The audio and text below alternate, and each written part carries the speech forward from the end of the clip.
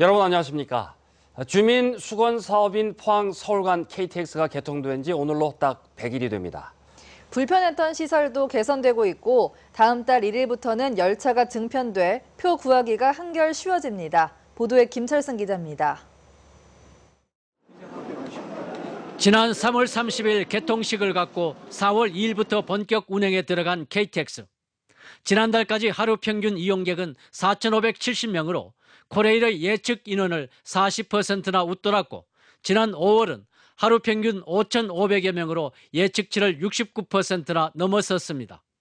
메르스의 영향으로 지난달 이용객이 크게 감소했는데도 승객이 이어졌습니다. 전에는 대구를 이용해서 오거나 아니면 자동차를 갖고 다녔는데 근래 이거 생겼다는 얘기로 이거 타보니까 상당히 좀 편리하고 아무래도 갈아타는 게 없으니까 좋은 것 같습니다. 부족했던 시설들도 차츰 개선되고 있습니다. 코레일은 대합실에 의자를 더 설치했고 포항시는 혼잡을 막기 위해 석 대의 CCTV를 설치해 불법 주차를 단속하고 있습니다. 포항시 주차장에서 포항 역사를 연결하는 통행 계단도 최근 개설됐습니다. 코레일 네트워크스가 운영하는 역사 부설 주차장에도 별도의 무인 자동 출구가 오는 20일까지 개설됩니다. 이번 달부터 1층 공간에 편의 공간과 음식점을 추가로 개설을 준비하고 있습니다. 그리고 기타 부족하고 불편한 사항은 계속해서 개선하도록. 표 구하기도 한결 쉬워집니다. 다음 달 1일부터 주중 운행 횟수가 8왕복에서 10왕복으로 늘어납니다. 또 신형인 KTX 산천보다 객차 수가 배나 많은 KTX 완이 주중과 주말에 하루 1왕복에서 3왕복으로 증편됩니다. 이에 따라 KTX 좌석은 주중에는 3,724석, 주말에는 2,084석이 증가하게 됩니다. 대전과 대구 도심 구간에 KTX 전용 선로가 개설됨에 따라 운행 시간은 5분 단축되고 요금은 1,000원 인상됩니다. KTX 개통으로 포항 서울간이 반나절 생활권으로 자리 잡아가고 있습니다. MBC 뉴스 김철승입니다. 지난 한 달간 메르스로 유례없는 불황을 겪은 관광업계가 이달 들어서 조금씩 되살아나고 있습니다. 절반 이하로 떨어졌던 숙박업소 예약률도 여름 휴가철을 앞두고 평소 수준으로 회복되고 있습니다. 김영일 기자가 보도합니다. 메르스가 한창이던 지난달 사적지 주차장은 텅텅 비었고 관광객은 찾아볼 수 없습니다. 경주 보문단지 숙박업소도 지난 한 달 동안 20여 건 3천여 명의 단체 예약이 줄줄이 취소됐습니다. 그런데 이달 초부터 사정이 조금씩 나아지고 있습니다. 메르스가 소강 상태로 접어들면서 지난달 30-40% 수준에 그쳤던 호텔 예약률도 2배 가까이 올랐고 경주월드 입장객도 하루 평균 4,000명으로 평년 수준을 되찾고 있습니다. 예약 문의도 잇따르면서 휴가철인 이달 말부터는 예년 수준의 관광객 유치를 기대하고 있습니다. 메르스 여파가 점차 줄어들고 있으며 다가오는 여름 휴가철에는 평년 수준을 회복해서 많은 관광객들이 경북을 찾을 것으로 예상됩니다. 스포츠 대회 유치도 침체된 경기 회복에 큰 도움이 될 것으로 기대하고 있습니다. 전국 여자 야구 대회와 유소년 야구 대회가 오는 18일부터 잇따라 열리는데 280여 개 팀의 선수와 가족 등 2만여 명이 경주를 찾을 것으로 예상됩니다. 2만 명에 달하는 선수, 임원, 학부모, 관광객이 경주를 찾게 됨으로써 그동안 아주 많이 침체되었던 경주 경기가 아주 크게 활력을 찾을 것으로 생각됩니다.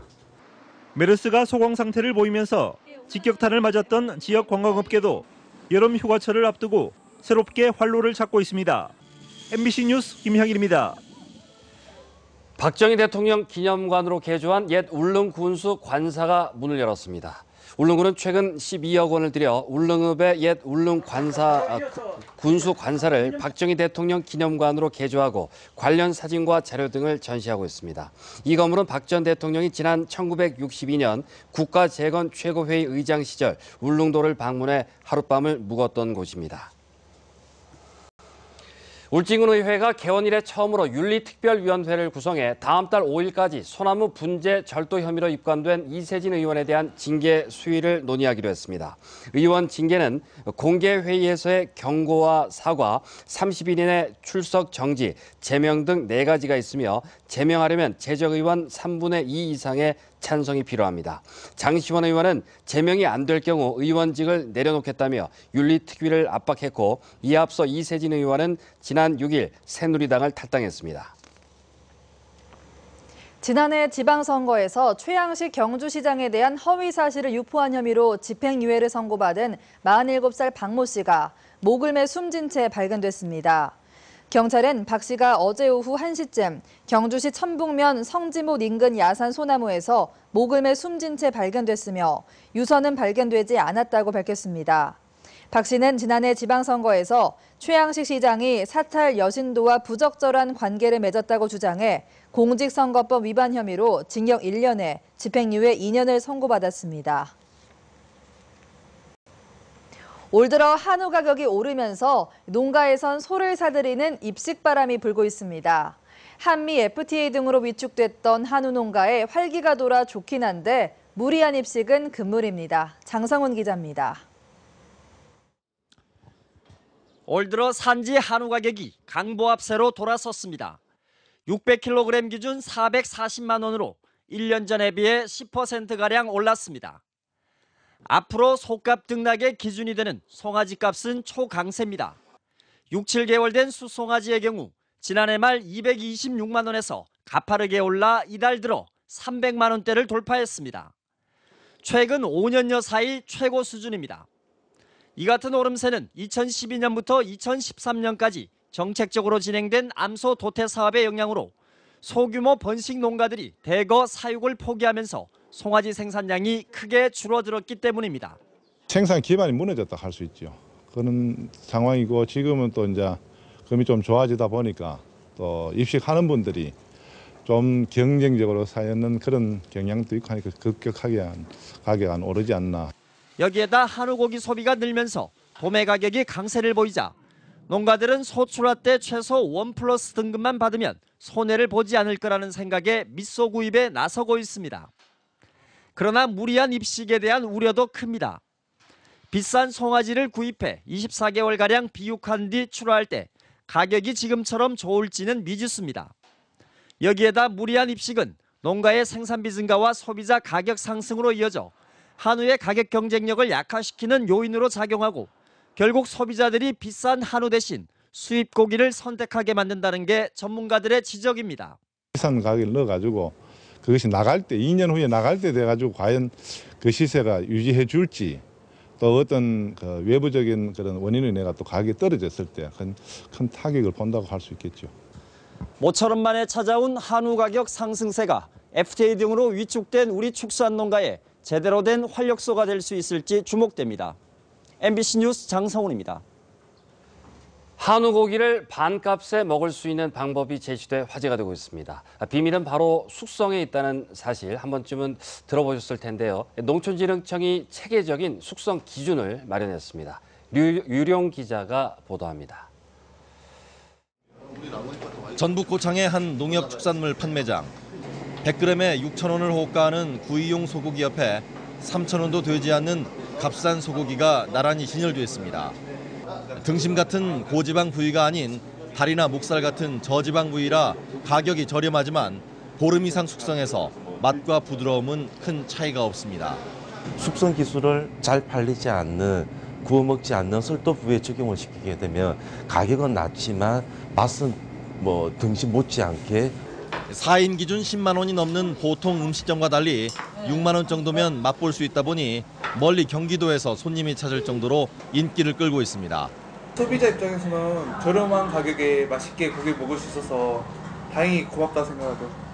농촌진흥청이 개발한 숙성 예측 프로그램은 한우의 성별이나 연령에 따라 얼마나 숙성을 해야 부드러워지는지 정확히 알려줘 축산물 유통의 새로운 기준이 될 전망입니다. 숙성은 우리에겐 아직 생소한 개념이지만 식육의 역사가 긴 미주와 유럽에서는 매우 보편적인 섭취 방식입니다. 영상 4도 이하에서 오염되지 않은 상태로 냉장 보존만 하면 질긴 고기가 부드러워지고 풍미를 높여주는 각종 아미노산이 증가합니다. When it's fresh, it's still tight. So the longer you age, the more mature the beef becomes and the more relaxed.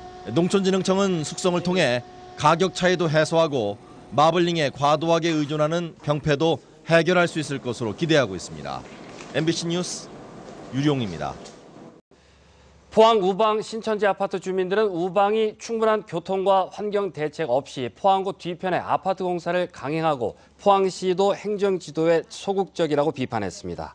신천지 비상대책위원회는 우방이 아파트 사업 승인 조건인 주변 교통 혼잡과 소음 분진 그리고 집단 민원에 대한 대책을 세우지 않고 공사를 강행해 주민들이 생활에 큰 불편을 겪고 있다고 주장했습니다. 주민들은 여러 차례 포항시의 대책을 호소했으나 지도와 감독을 소홀히 하고 있다며 우방과 포항시를 오늘 검찰에 고소하기로 했다고 밝혔고 이에 대해서 포항시는 적절한 조치를 취하고 있다고 밝혔습니다.